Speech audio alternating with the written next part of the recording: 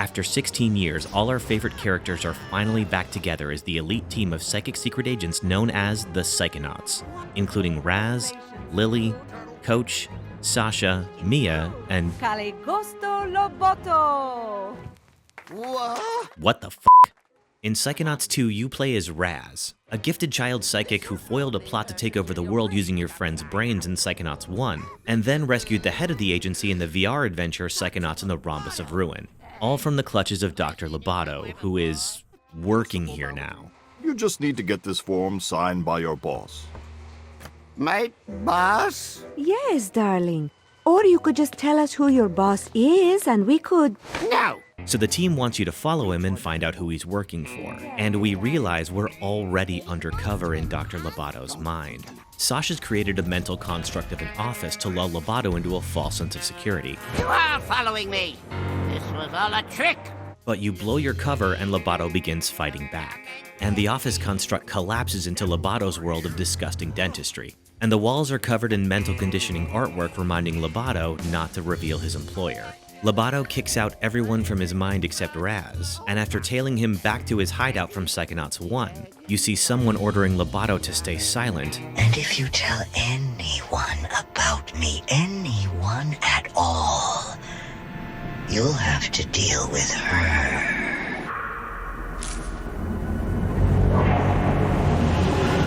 And the monster they're threatening to unleash. Raz awakens on the jet as we arrive at Psychonauts headquarters, and you're rewarded for all your heroic deeds with a job as their brand new intern. But the team is convinced that Dr. Loboto couldn't have kidnapped the head of the Psychonauts alone, and there might be a mole within the agency.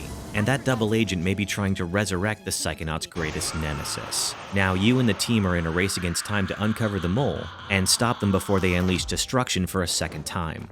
But that's in the real world. Oh, you think the human mind is safe?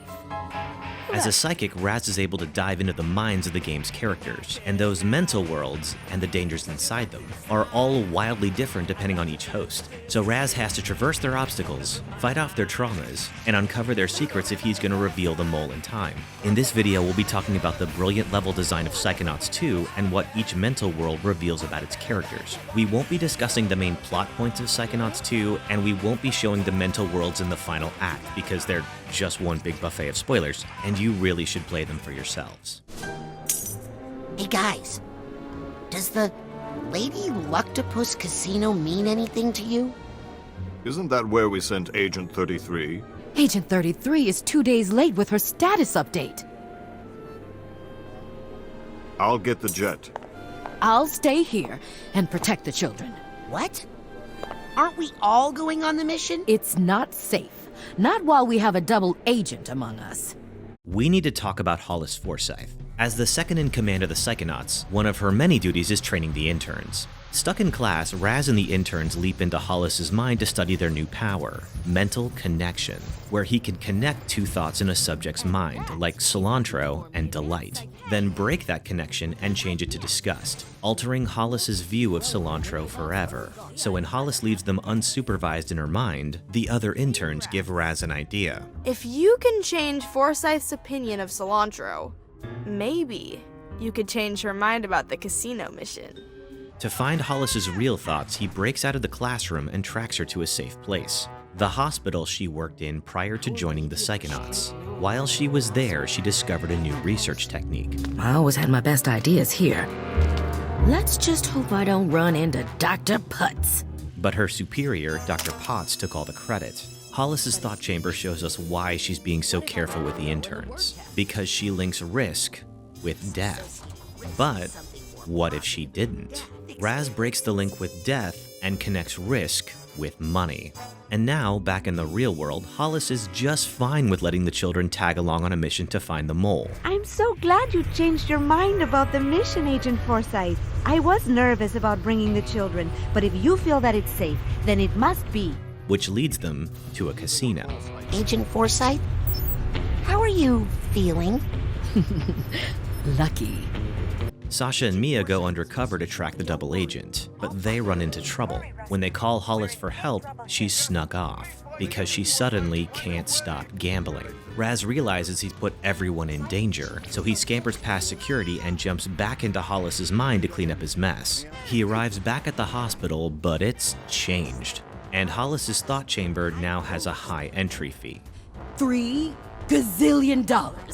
So Raz plays the tables to win $3 gazillion, and finds her second memory vault, showing that Hollis taught herself mental connection to use on Dr. Potts. But her meddling caused a psychotic break, and the Psychonauts had to be called in to stabilize him. Instead of turning Hollis in, Truman offered her a job. Raz wins the entry fee, fights off the greed monster in Hollis's mind, and breaks the link between risk and money. And when Hollis realizes what's happened, she understands for the first time just how powerful Raz really is. What you did was wrong. Very wrong.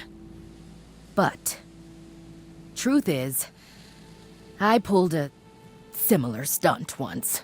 Really? But back up just a moment. Look at the thought bubbles on Dr. Potts. Hollis did not make a mistake.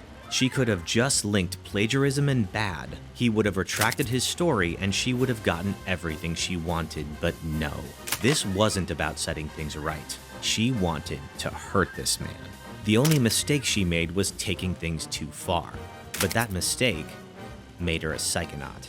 Listen, Rasputin. Maligula is coming back. There's one person who knows how to fight her. You need to bring him here. Bring back Ford Cruller. Can you do that? Yes, if I can find some bacon. I'm going to ignore that last part because it makes no sense to me. In Psychonauts 1, you were mentored by Ford Cruller, a bacon-loving oddball who was somehow everywhere at once, including inside your head, who aided you in your quest to save your friends from Dr. Loboto, but did so in secret because he told you he had lost the respect of the Psychonauts long ago. Years ago, I was in a terrible psychic duel that left me barely alive. Yeah, I read about that. They said your psyche was shattered, that you lost your mind. But you seem fine to me. And you know just how to find him. Ooh, is that honey pepper boar bacon? Oh, I haven't had that since my days back at headquarters? So it seems like wacky hijinks will ensue once more. But when you mention you need his help to stop Maligula, Maligula? he has a mental break. Yes, work to do. Shoes to clean, hair to cut, mail to sort. Now, if you don't mind, Agent Cruller, I'm just gonna take a quick peek under the hood to see what we're dealing with here. Oh, sure, kid. You enter his mind to see what's gone wrong, and you're back at the campfire circle at Whispering Rock, I haven't been here for days. where you find monuments to each member of the Psychic Six, a collective of powerful mentalists who founded the Psychonauts, including Ford, Bob Zanato, Cassiopeia, Helmut Fulbear, Compton Boole, and Otto Mentalis. This group of talented psychics were dedicated to pushing their powers as far as they could go, with the help of a machine called the Astrolabe that they didn't fully understand. But there's a seventh monument for someone that Raz doesn't recognize, Lucretia Mux. You reach the center of the campground, but it's destroyed, and find a shattered mirror representing what's left of Ford's mind. So you'll have to uncover what broke his mind and put his mirror back together. Ah, don't bother. Whoever dropped the kablooey on this man really didn't want to put back together again. In his early days at the Mother Lobe, Ford oversaw the mailroom, the barber shop, and the bowling alley. Ford, it's me! And who are you? And now he's somehow in all three places at once, again, but a walking shell of who he once was, which was never quite right to begin with. Locate a league pass to enter the alley, and you find Ford spraying down bowling shoes. Pop into his mind, and you're rolling a bowling ball towards a giant Ford pin through a city made of foot germs. Gross. In the memory vault, you learn that Lucretia Mux, aka Lucy, was a part of the Psychic Six, or more accurately, the Psychic Seven. She and Ford had fallen in love and were building a life together. You reach Ford's head inside the bowling pin and locate a broken piece of the mirror. One down, two to go. Her name is Lucretia, but I called her Lucy. And even from that first date in that grimy bowling alley, I knew that it was too good to last forever. Hey, all relationships end one way or another. Well, I just didn't think it would end so badly. You find another Ford in the mailroom, which leads you to an unaddressed letter to Grulovia, Lucy's war-torn home country, and a giant automaton mail sorter with Ford's face. After chasing down the unsent letter and addressing it to Lucy, you find the second vault.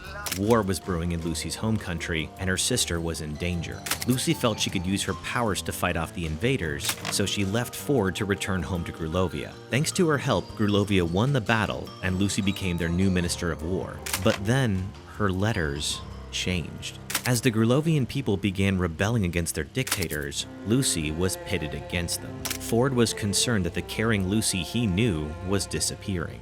Lucy was no longer fighting for the people she swore to protect. Because of the strain placed on her and the experiments she endured in the astrolabe, Lucy was becoming a weapon.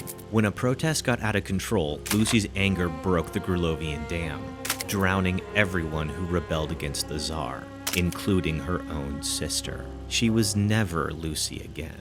She was Maligula. She just wanted to help, but they pushed her too far. How should we have known? It's not like she was marked fragile. But I thought I knew her and everything she held inside herself. I had so much to learn. Enter Ford's mind in the barber shop and you traverse a palace made of hair. Someone's looking a little shaggy. When you come across a patch of mites preventing you from jumping a gap, Raz uses a jar of hair chemicals to wash them away. Sorry, insects, but you're in my way. What have you done? Those were peaceful protesters, Lucy. In the third vault, Maligula's power was growing, and the Psychic Six were summoned to take her down. They were the only ones who could stop Maligula, but they had a second objective amongst themselves: save Lucy. She went back to protect her family, to help her country. Oh, but it changed her. War changes everybody.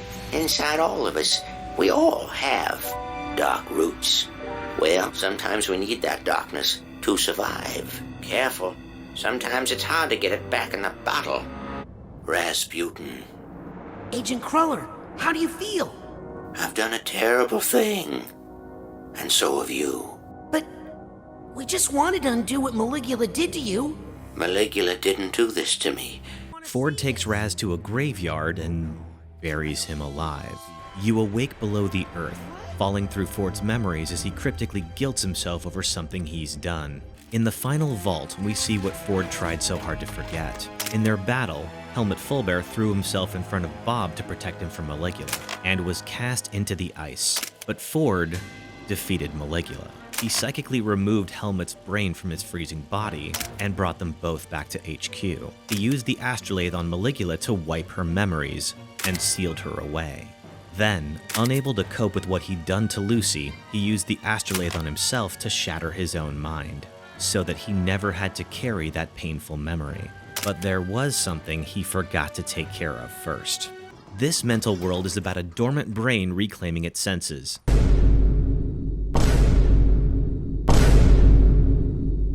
And nothing else. This level is about nothing else. It's about absolutely nothing else. Dr. Touch and Artie used to like to come here. They like to get high out here. So, you're saying they're up there? Yep. Oh, god damn it, Schafer. View up there is amazing. Raz needs a spare brain for a coworker who lost theirs, and he finds one in Otto Mentalis' lab, with no name attached. When he pops inside to see who it is, the mental world is pitch black. There's been no activity here for years. He's greeted by a tiny ball of light. Sorry, I just haven't talked in such a long time. Oh my gosh, is that my voice? Is that what I sound like? What do you sound like? Oh my gosh, who are you? I happen to know of a body that needs a brain right now to keep it out of trouble. If I were to place you in that body, you would start to receive fresh sensory input, which could trigger some of your lost memories. When Raz pops the brain into his coworker, the lights and sounds of the mailroom overwhelm him and he goes into sensory overload. Raz jumps into his mind and finds a panic attack ready to fight. He tries to take it down, but the panic attack is moving so fast that Raz can't hurt it. Dear universe, please shut up! You go to a quiet place with the ball of light. It's calm, silent, and then things get trippy. Hey, I know you. You're Vision. Yeah, and you're needed on stage. Come on, Psy King. Raz climbs out of a memory vault into a cel-shaded rock concert from the 60s. Vision, the violinist, says the crowd is waiting for the six-piece band, the Feast of the Senses.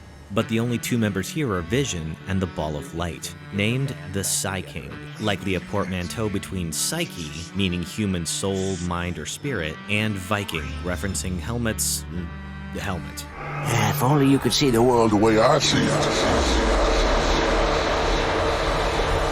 So you're off on a psychedelic adventure to track down Sniffles, Dr. Touch, Tasty, and Audio, and bring them back to play.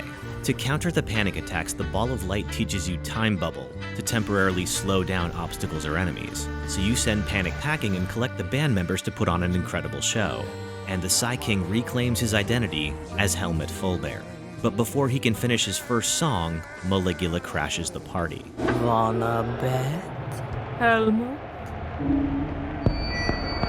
Helmet retreats back into the quiet place, beating himself up for failing to stop Maligula, and for feeling like the people he was closest to all left him behind. And his senses, all voiced by the members of the Psychic Six, return to him. And for the first time, they let him know they didn't abandon him on the battlefield. But you were so deep in that frozen lake we couldn't find you. Helmet isn't alone because the Psychic Six all feel like they failed themselves, that they failed each other, but none of them feel like Helmet failed them. You pull out of Helmet's mind and help him learn how to use his new body.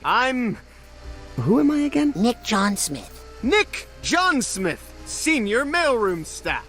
Welcome, Helmet Fullbear, deceased. Oh, well, I mostly sent her away just because there was too many voices in here. Hint, hint. You meet Compton Boole, one of the original members of the Psychic Six, who has locked himself away in a psycho-isolation chamber, living totally cut off from the outside world. Compton can hear the thoughts of animals, but he can't turn this power off, so he hides here to avoid being overwhelmed. Hey, don't even look at that. It's private. In exchange for a pass you need to advance the story, Compton wants your help locating Cassiopeia, another member of the Psychic Six that he's lost connection with. Cassie and I always loved working with bees in the forest. If you could bring me just one bee, I'll bet I could talk to it and find out where my Cassie is. After accidentally collecting 3 bees instead of 1, you bring them back and send Compton into a panic attack when they swarm him. Trying to help, Raz offers to enter Compton's mind and calm him down. Compton agrees, and Raz dives in. Inside Compton's mind, we see he's terrified of being judged. And after a fight with a new enemy, you're suddenly on the set of a 70s-style cooking show, judged by puppet versions of Compton's fellow Psychonauts, Hollis, Ford, Otto, and Truman. In his first memory vault, we see Compton's budding relationship with Cassiopeia, and watch him fight Maligula and fail. After the battle, his friends were never the same, and Cassie left without saying goodbye, leaving Compton all alone. With Compton paralyzed by his fear of doing anything on his own, it's up to Raz to find the dishes, make the ingredients, and impress the judges. Surprisingly acceptable.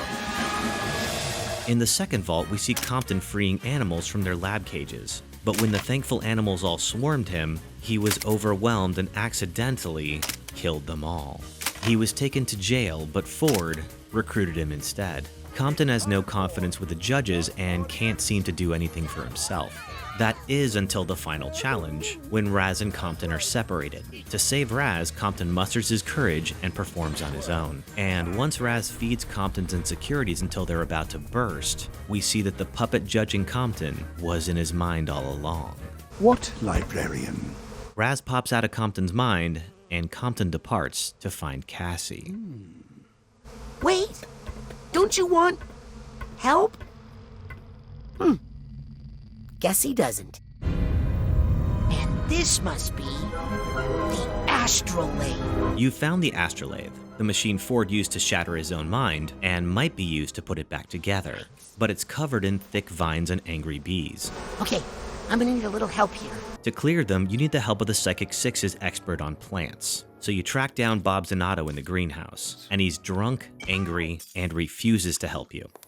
Your nephew, Truman, sent me on a mission to put Ford Cruller back together, and Helmet Fullbear Stop it! Right now! I don't want to hear any of those names ever again, you hear me? They're all lost. Dead. But, Bob... Especially that one! Until his plant beckons you in. You leap into Bob's mind and find him on a deserted island, tending to a dead, barren garden. When Raz asks him what seeds were planted here, Bob can't remember. So Raz offers to track down Bob's seeds and bring his garden back to life. But before you leave, we see that Bob's been alone here for a very long time, and isolation hasn't been good for him. Wait! Don't go. You sail to the first island and uncork a bottle labeled Tia. Inside, you find Bob's childhood home and a memory of his mother who loved plants. In his first memory vault, we see that Bob found his mother dead in her greenhouse, and shortly after, he began to drink. Raz steps outside and finds the first seed, Hey! guarded by a moth. Hold it right there. I wouldn't want you to get hurt. How could that little thing hurt me? Oh, they always start out little, don't they? And then they grow and cause so much pain. Here, let me just take this somewhere safe. Wait, no, I want that. No, you don't. You attempt to chase it but find a thick yellow sea of alcohol, cocktail tables, bottles, and limes for lily pads at your feet. Bob's drunk head looking like a plant clears the way through boozy burps for Raz to progress. Whatever Bob gets near clears away from him. You find his mother's greenhouse and Bob's bad mood attacks. Bad moods are impervious until you use clairvoyance on them to discover their source, a heart locked in a cage. Raz returns with the seed, but Bob hasn't seen one in so long, he doesn't recognize it. They plant it and it sprouts into Bob's mother. The second bottle we find has a Psychonauts logo on the cork, and once again, the moth steals the seed. You're welcome. What? For saving you from that time bomb. It's just a seed. Ah, but isn't a seed just a bomb in slow motion? We traverse the alcohol sea and find an older version of Psychonauts headquarters. And deep inside, we see Truman, his nephew, fire Bob. Raz returns with the seed, sprouting a plant shaped like Truman. The third island is made of banquet furniture and party appetizers, and we learn we're here for a wedding, Bob's wedding. After ascending the cake, we hear Bob reciting his vows to his husband-to-be, Helmut Fullbear. Raz returns and plants the seed, sprouting into Helmut. But the seeds in Bob's mind grow into painful memories and attack. I warned you, and I warned you, but did you listen? No! But don't worry, I'm here to protect you. Hey, what are you doing to him? Leave him alone! I'm protecting him! Protecting him? From what? You're about to find out! The moth taunts you, claiming it can keep Bob safe while you just want to harm him. In the end, you prevail, and Bob removes the moth from his eyes. He was trying to protect himself by not feeling anything. There's a lot of metaphor in Bob's bottles. The bottles themselves are a symbol of drinks gone by, but they're also a carrier of messages from someone stranded on an island, all alone. The seeds are memories of Bob's relationships, now too painful to deal with. So Bob let his garden die to avoid them. And while it's never explicitly stated in game, it seems the moth... I wouldn't want you to get hurt. I don't think gardening is supposed to hurt this much. It doesn't need to hurt at all. I'll keep you safe. You won't feel this at all. Is alcohol. Alcohol was there for Bob when he couldn't deal with his pain on his own. But the cost of protection was numbing him to feeling anything, to letting anyone get close to him, and ultimately leaving his garden barren and empty. Bob offers to take better care of his garden, and more seeds wash up on shore. Raz exits his mind, and Bob packs away his bottles, and offers to help you clear the vines off the astrolabe. Which is sweet and all, but it's still covered in angry bees. And there's one member of the Psychic Six that may be able to help. You're just something someone put into my mind. Which means there's probably a very powerful psychic nearby. Another hallucination. A very solid hallucination.